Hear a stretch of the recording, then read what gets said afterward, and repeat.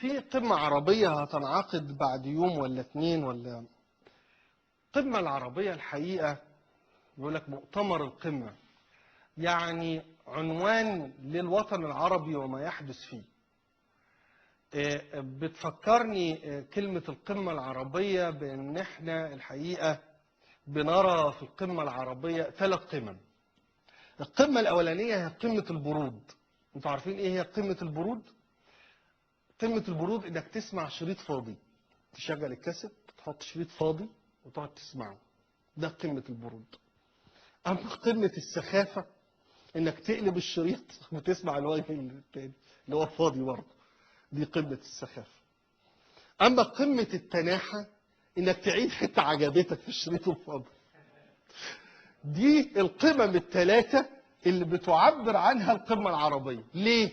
لأنهم بيقولوا الكلام فاضي وبيقلبوا الشريط الفاضي وبيعيدوا الحتة اللي عجبهم في الشريط الفاضي. كلام فارغ، كلام لا يؤثر، كلام لا يودي ولا يجيب، كلام فعلا قمة عربية، قمة البرود والسخافة والتناحة. عارفين ليه؟ علشان ببساطة شديدة جدا أي مؤتمر قمة أوروبي لما بينعقد بيبقى كل الحكام اللي رايحين في مؤتمر القمة بيتكلموا وعاملين في حسابهم انهم هيرجعوا هيلاقوا شعب قادر على انه يحاسبهم ويسقطهم في الانتخابات وما يجيبهمش تاني على مقاعد الحكم.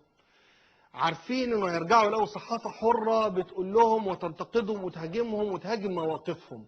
عارفين انهم هيرجعوا يلاقوا احزاب معارضة تهلهل في ارائهم وفي مواقفهم وتقول وتعيد وتزيد وتكشف وتفضح وكل حاجة.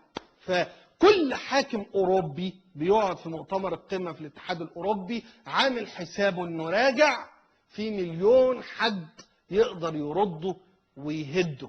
اقرا اي جورنان تاني يوم ما القمه تخلص، جيب اي جورنان بقى، جيب جورنان من سوريا، جيب جورنان من بغداد، جيب جورنان من لبنان، جيب جورنان من تونس، جيب جورنان من اليمن، من السعوديه، من مصر، وافتحوا كده هتلاقي كل جورنان بيقول عن حاكم بلده انه كان في القمه. منتهى الحكمه، صوت العقل، هو الذي صاحب الرؤيه وصاحب الحكمه، وهو الذي حرك وهو الذي غير وهو الذي دبر وهو الذي فكر وهو الذي عدل وهو الذي طور.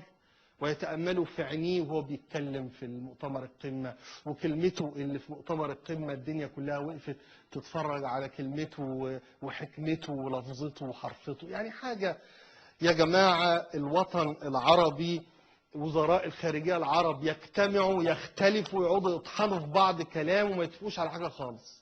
مين اللي عمرهم ما اختلفوا؟ مين اللي كل سنة بيجتمعوا واجتماعات ايه على مية بيضة ويطلعوا بقرارات كده موحدة ومتظبطة؟ عمرك سمعت لهم صوت؟ عمرك لقيتهم مختلفين اطلاقا؟ وزراء الداخلية العرب، أجدع مؤتمر بيحصل في الوطن العربي مؤتمر وزراء الداخلية العرب. كلهم متفقين. عارفين ليه؟ لأنهم متفقين علينا. سلام.